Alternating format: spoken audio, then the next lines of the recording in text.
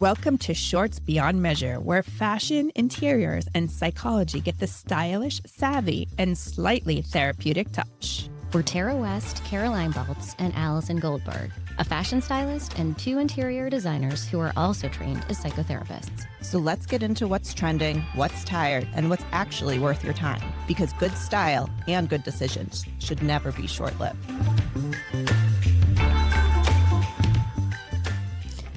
Ladies, I think I'm looking pretty stylish today.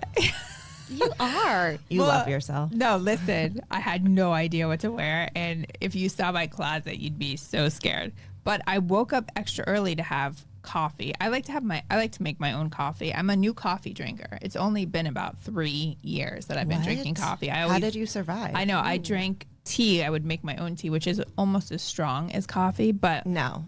I know. That Coffee. does not Like now count. I'm like, I freaking can't wait to wake up sometimes. I go to bed ready to have my coffee in the morning. So I get really excited to have my coffee too. And the sweetest thing about my husband is that he makes me my illy coffee in my French press downstairs and brings it to me in bed every single morning. You must be good in bed. He's good with coffee. I mean, what are you doing in that sack of love? David. I better take some notes because I ain't getting shit. No, he's so good. He takes care of me. But this morning I had to stop at Starbucks because it was just like a crazy, crazy morning. And what's your go-to drink? When I go to Starbucks, I get a grande, 1 pump of vanilla, soy latte every single time. Is that why they draw a face on there for you? Because you're a regular? No, because I went to the one across the street That's here. a little cat. I never It's a pussycat. a pink taco cat. I never go to Starbucks anymore because my husband delivers me the best coffee in bed. You must deliver. What is she doing? Come Oh on. my God, I need to know. Are you getting coffee It's in the same bed? thing I'm doing to the No. microphone, Tara. Do you drink coffee, Caroline? Yeah, Billy makes coffee every morning, and he makes it exactly the way I like it. At Starbucks, I have the sweet cream that I put in it, and it's delicious. That's the thing about being a newer coffee drinker. It's like, if I'm going to have it, it has to be correct and great Yes. and exactly what I want. Otherwise, I'm just pissed. Mine has to be a French press. But Caroline, why don't you share with Tara how many sweeteners or sugars you put in your coffee? Allison's always appalled. I take a handful of sugars. It's literally like 6 of them. I Is shake it like them- regular sugar? Yeah, regular Oh. sugar. Yeah. 6 packets, maybe. Whoa. Yeah. Oh, yeah. So you're really just on a sugar high. Yeah, Forget pretty the much. coffee. Yeah. I just Who needs drugs when you have sugar? But coffee's so good. Man, it really is. When it's good, it's good. And you know when you travel to Europe and every place else, it's always so good no matter where you go, right? No, I like it in bed. Thanks, David. All right, David. Caroline, All right, take us David. into what are we talking about today? Well, we're talking about needs, coffee needs, any kind of needs. David's needs. No, we're talking No. about Maslow's triangle and the hierarchy of needs. So the concept is it's a triangle. At the bottom rung is the basic needs. You have to kind of have the needs met to be able to rise to the next levels. And the first one's physical. So food, clothing, and shelter. That's that first. Are we going need. back to David's needs? Physical? Just kidding. Okay, be serious, Allison. Be serious, Allison. Says nobody ever. Okay, sorry for interrupting. Safety is the next one. So obviously you need your health. You need to have, to feel safe in your environment. The next one is love and belonging. As we rise, the next one up is esteem. And then the top is self-actualization. And do people, because I haven't been in grad school for a very long time, do people get to self-actualization or is that a lifelong process? I think, I mean, it's a luxury and it takes a lot of privilege and a lot of life circumstances have to come together in order to do that. But the idea of self-actualization is things that are outside of ourselves that aren't just the physical or the accomplishments, but like the idea of purpose, creativity, fulfillment. All of those are part of self-actualization. I think that we're striving for the rest of our lives. Yeah. So the bottom needs are really, you can't get anywhere without having those, first needs met. And I know, not Caroline, Tara, you started a foundation with your uncle and family members to help the LA fire victims, correct? Yeah, I'm going to tell you the name of it because it's quite long. Even the people, when we were coming up with the name, we're like, that is too long. But I noticed you just looking it up. I'm like, is she looking up I'll the name? butcher it, but it's the National Disaster Lifestyle Recovery Foundation. We were going to just call it the Lifestyle Recovery Foundation, but that sounded like a place to go in Malibu for drug addiction. Sounds great. Little spa. Or lunch. Yes, or lunch. So since we are all from LA, I'm the only one not physically in LA. You know, we decided because it's 5 of my cousins and my uncle and I, and we all have expertise in certain areas, such as shopping and real estate and all of these other areas. And I was doing little tiny things to help on my Instagram and stuff and trying to raise money. But when my uncle called me, I said, thank you so much because I want to do something bigger. And so what we've launched this foundation to help people. And what has happened is people have come, I get calls and emails all day long who lost everything in the Palisades. Like every story is worse than the next. It's just so sad. The woman I talked to yesterday, literally, she's like, Tara, we have gone through this routine 27 times in our life. Grab your stuff, go, and it doesn't happen. So this time I'm like, we don't even see any smoke. We're fine. She wanted to help her neighbors. Her entire wardrobe from 42 years of building a wardrobe, as you guys all know, it's like you get to a place where you have everything you want, like pretty much you spent your money, it's all gone. And so, you know, that on top of everything else, but you got to start small in a situation like this because it's so massive. This is what I understand when they call me. It's like they're in such a massive state of despair. It doesn't matter if you have money or not. You have nothing. Right. And so Where do you how start? can we help? That's what our goal is. How do we help you to start? And one place to start is, hey, let me just take care of your shopping for you. Let me just get you some clothes. Wow. And it's made a huge difference. Right. Even getting the kids the clothes so they can Kids go the back clothes. to school. What is happening, by the way, with schools? Well, so a lot of the schools are, like schools in Beverly Hills are opening their doors for other kids to come. And so people are, you know, they're joining together in a place that people think that people aren't very nice. I mean, they really are. You know, they're really helping each other out. This is devastating. It's devastating to everybody. My best friend from growing up, Liza, lives in, is it Los Feliz? Is that how you say it? And so I was texting with her during all of this, and she was just sending me pictures. I mean, she was not affected, luckily, but she has so many friends that were affected that didn't just lose their houses, like lost their businesses, lost every little last thing that they know, their parents' house, their business. I mean, your whole life is just literally burnt to a crisp. It was like watching my backyard burn. I was telling my kids, we live in Brookline. It was as if I was watching Brookline burn down.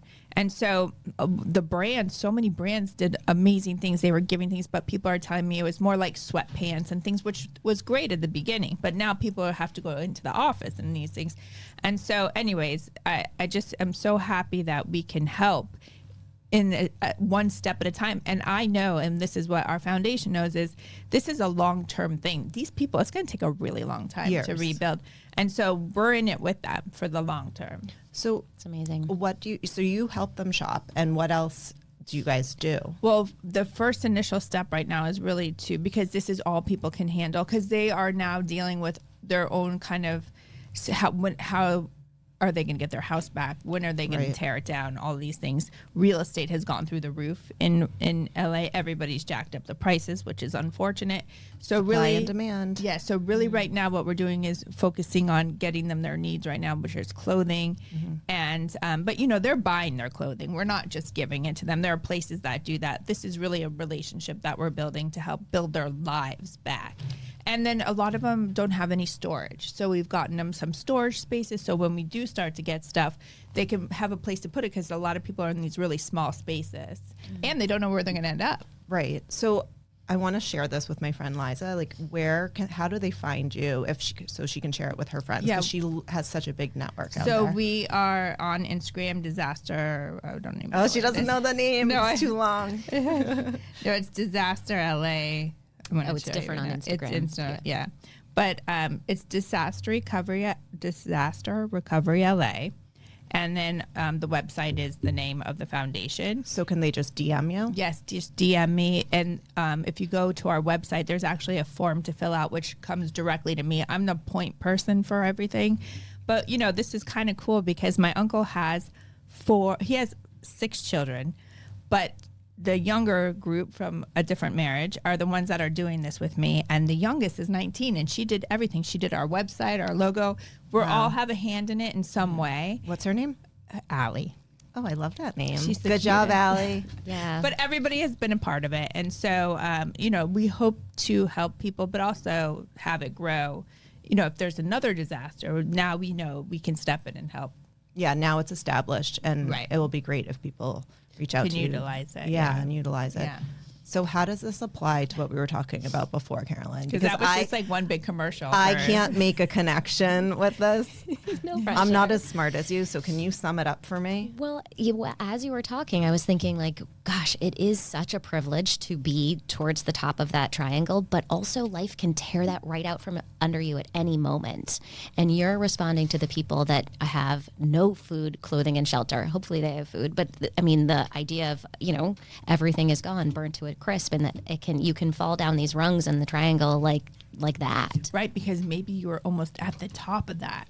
Yeah. And now you're at the bottom of that. And that is a very hard place to be, especially when you didn't see it coming. It just happened to you. Do you think it's easier to kind of get back up there, though, since you've already been there?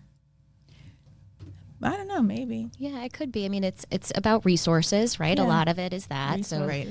and resources like help, like accessing help, and people that are living at the lower rung of the triangle without having fallen from the top, oftentimes are stuck for different reasons, whether it's poverty or cycles of poverty, cycles of abuse.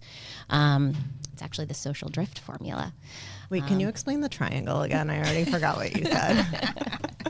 I swear I went to grad school, Keep folks. up, sister. Yeah. Wait, when did you guys go to grad school? I went right after. I took a year off and then right after college. So Okay. probably when you were 40. Oh my God. No, I'm just She's kidding. going down to the bottom of the triangle. I think I went in 2006 for a couple of And years. you too? Yeah, that was same. I just did, it's been a long time. So, but I think, See, I was speaking the truth. I wasn't being insulting. you just aged me a little bit. No, I'm just kidding. That thankfully there are resources and people. And I think that, like I said, this is going to take a really long time for people to recover from. But it also, I always like to look at why. It puts things in perspective. I'm not saying why, but sometimes it makes us take a step back in life and see what's important, which, happens when there's a tragedy or a disaster or anything to that effect, because really it's not about the material goods or your home, but a home is a home. And you guys know this because you make people's home. Yeah, it's where your memories happen, where your Yeah. kids' first steps took place. It's a huge loss that people kind of, put on the back burner until it happens to them. Yeah, I think it's also because it was lifelong memories, Right. and they didn't take it as seriously as they should have, some of them, because it's like cry wolf Yeah, it's syndrome happened in so LA, many times. Yeah. So anyways, but I think that, people can rise above. Absolutely. And I feel like one of the reasons that we have that tagline of shorts beyond measure is that we do live in such an externalized world. And it's really, of course, we're going to talk about clothing, we're going to talk about furnishings, we're going to talk about window treatments, but the real stuff that matters is beyond what you can measure. It's beyond that external stuff. So Right. Like everybody was saying, thankfully, not a lot of people got hurt. Right. And that's amazing considering the fires were 100 miles per hour. Like, you cannot fight a 100 mile per hour fire, right, producer Dave? Absolutely. He's on Facebook again, ignoring I us. am not. I'm looking brought at him in. podcast statistics, I swear. Yeah, no, it's amazing how much survived Nice try. considering No, the it is, too. hydrants didn't even turn on. I know. Thanks, And- DEI. Yeah. So, well, thank you. Caroline, do you want to add anything, wrap us up here? I mean, I feel like this is about needs, right? And part of what we do is helping people assess their needs, tapping into those needs, even being able to articulate those needs. That was in my journey and my work that I've done through different, psychotherapeutic interventions and therapists and whatever. It's like, how do you tap into those needs, feel your feelings, because that gives you access to them, and then, we're in role of therapist and designer and fashion consultant all the time. Thank you. Thanks, guys, and thanks for sharing that, Tara. I hope you help a lot of people out there. Thank you. I'll help Liza's friends. No, seriously, I'm going to put you in touch with him. Okay, great.